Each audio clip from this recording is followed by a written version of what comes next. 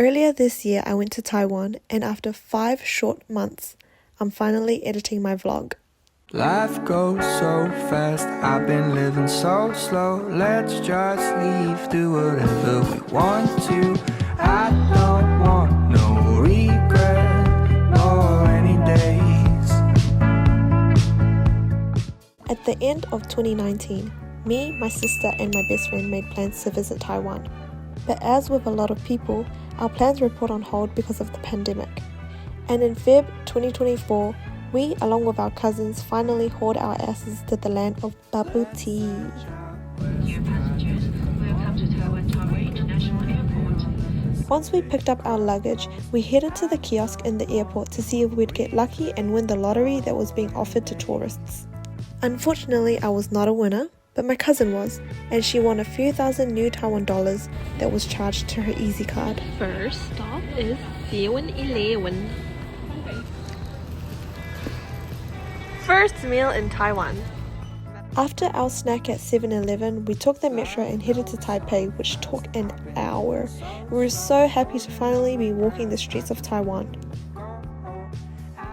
Our first stop was Ichiran Ramen, and it was so good. I was so tempted to get refill, but I had to save my belly for bigger and better things. I might get a refill, which didn't even end up happening until later on, so I should have just gotten my refill. Because we landed at 7 AM and check-in was at 3 PM, we could only wander around to kill time, but we finally checked in and took a short break. the bathroom, the shower, The toilet. yes. We're gonna steal those and take it back home. Here's a mirror.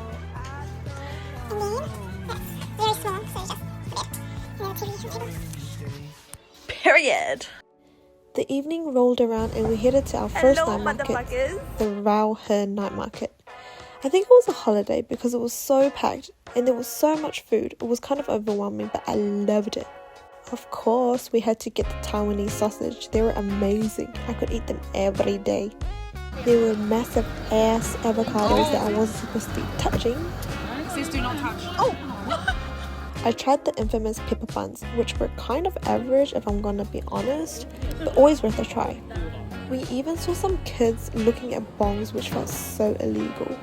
Buying some bongs. And of course, we had to finish it off with a cup of bubble tea. Today's your choice. And that was our first night in Taipei. For breakfast, we ordered some Uber Eats. The food was not really enjoyable because by the time it got to us, it was really cold. But that is to be expected with food delivery, of course.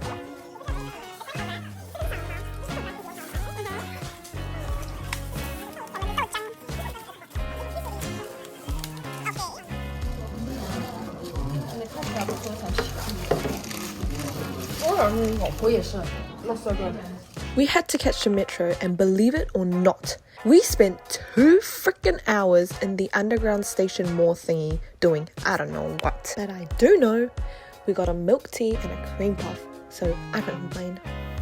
Going to the different themed 7-Elevens were on our to-do list, and this 7-Eleven was a Sumikokurashi themed one.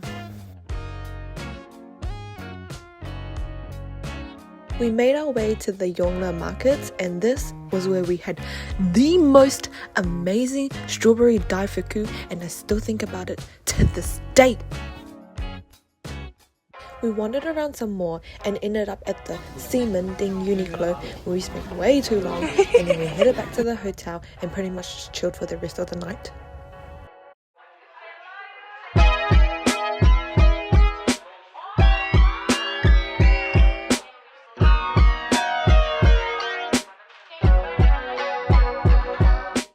Our super unreliable travel agent, aka my sister, gave us false information and we woke up early just to go to the seafood market when in fact the restaurant didn't open until 10 AM. In the meantime, we just got some food from off the shelves, which was still very delicious, and soon enough the restaurant was open for business. There was a wide selection of seafood to choose from, and we spent a pretty penny eating here, but it was so worth it because New Zealand could never.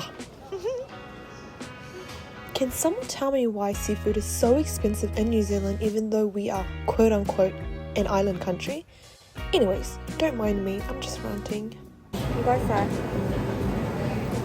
I tried. Okay, you need to.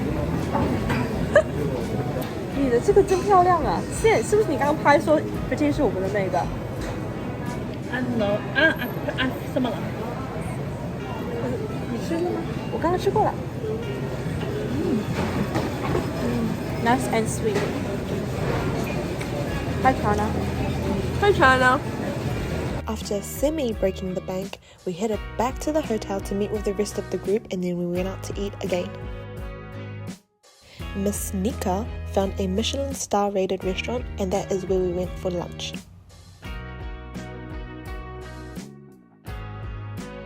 The next stop was the Huashan Creative Park. There were a lot of exhibitions on, some were free and some charged an entrance fee.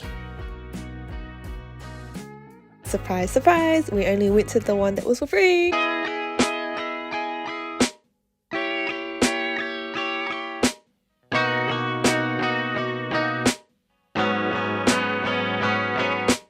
The exhibitions were not that exciting, maybe because we only went to the one that was for free. But what we did next, that was what I was looking forward to the most for this trip. Me, Nika, Aki, and the bro Caden went to get hot pot at this place. I don't know how to pronounce it, but that's not important. What was important was that the food, phenomenal. There was a variety of seafood as well as wagyu, and the service, out of this world. They were helping us cook our food at the table. They took the little shrimpies to the back to deshell it, cut it up and bring it back. They even cut the corn kernel off the cob. The experience was just so amazing, it was worth every penny!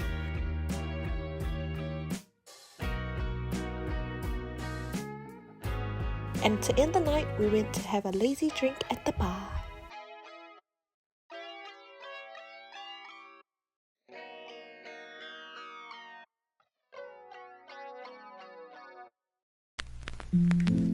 On day 4, we went to Shifen and Jiufen. We had to catch a metro to a train station, then catch a train to Shifen and Jiufen.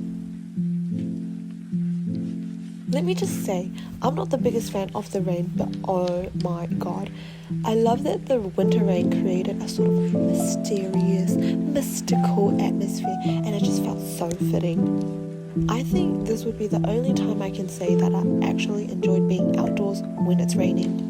When we were in Shifen, we hopped on the bandwagon and released the lantern just like all the other tourists. And I think that the lantern is probably floating somewhere in the Kunlun River right now. We tried the peanut ice cream wrap thing, some more bubble tea, and had Luro Fan for lunch.